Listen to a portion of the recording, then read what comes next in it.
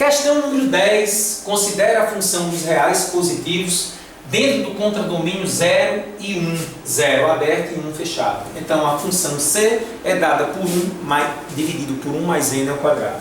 Atenda as solicitações seguintes. Ele quer a inversa dessa função e quer que você mostre que o domínio da função inversa é esse aqui.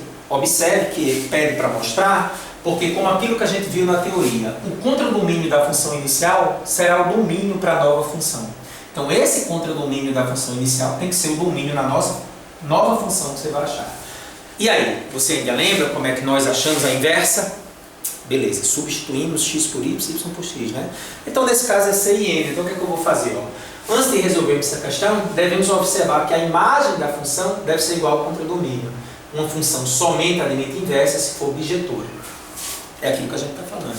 É necessário que haja uma função bijetora para que ela admita inversa. Então, a função 1 mais 1 dividido por 1 mais n ao quadrado tem que ser bijetora. Ok. E aí, gente, como o contradomínio é 0 e 1, vamos nós. A função C é igual a 1 dividido por 1 mais 1 sobre n ao quadrado. Vamos mostrar uma coisa muito interessante sobre essa função. Será que essa função aqui, realmente o contradomínio dela é 0 e 1?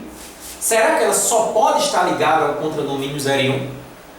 Você entendeu, gente? Porque olha só, a função ela é de que tipo em que tipo? A função é reais positivos e 0 e 1. Ou seja, todos os valores da função só podem cair dentro do contradomínio. Caramba, como é que pode?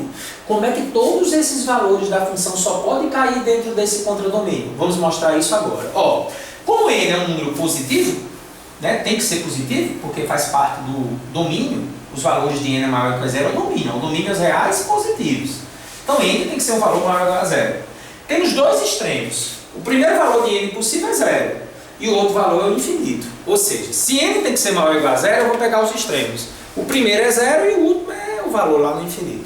Se n for 0, vamos substituir n por 0 aqui, gente. 1 dividido por 1 é 0 ao quadrado. 1 dividido por 1 dá 1. C dá 1. Caiu dentro do contradomínio. E se eu fizer n infinito? N um valor extraordinariamente alto. Vai ficar 1 dividido por 1 mais infinito ao quadrado. Infinito é uma coisa grande, né? Ao quadrado dá maior ainda. Então, 1 dividido por uma coisa infinita, porque continua sendo muito grande. E aí, gente, por um conceito chamado de limite, quando você tiver em matemática superior, 1 dividido por infinito tende a 0. É uma questão de limite. Então, os valores do contradomínio realmente vai estar tendendo a 0, não pode ser 0, e até 1.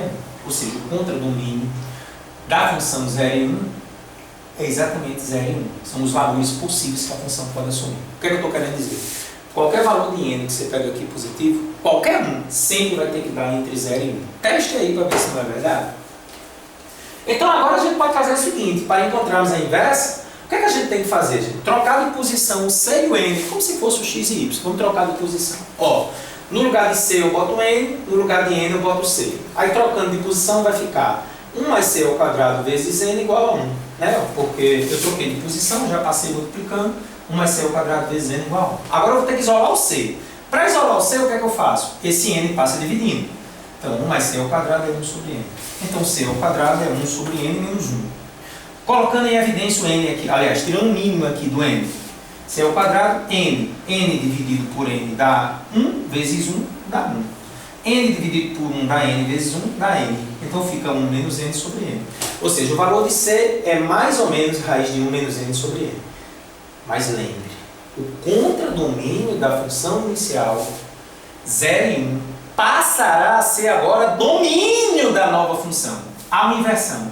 Então, o domínio da função, como é 0 e 1, o valor é positivo. Então, o valor negativo não satisfaz. Então, o valor será c igual a raiz de 1 menos n sobre n.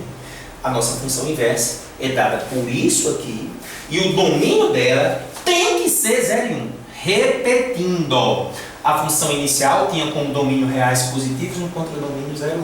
Quando você fez a inversa, isso inverte. O contradomínio passa a ser domínio. Então, qual o domínio dessa função? 0 e 1 em reais. Por isso que não pode admitir valor negativo. Então, a função inversa é 1 menos n sobre n, que tem como domínio 0 e 1.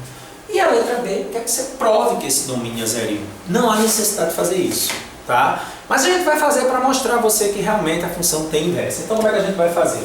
A função é essa aqui, raiz de 1 menos n sobre n. Como é que eu estabeleço o domínio disso aqui? Isso aqui tem que ser maior ou igual a 0, lembra? Lá do início da nossa teoria.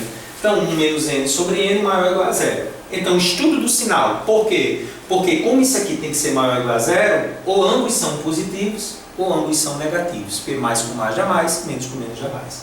Então, fazendo 1 menos n igual a zero, n igual a 1. Estudo do sinal. Bora lá. Ó.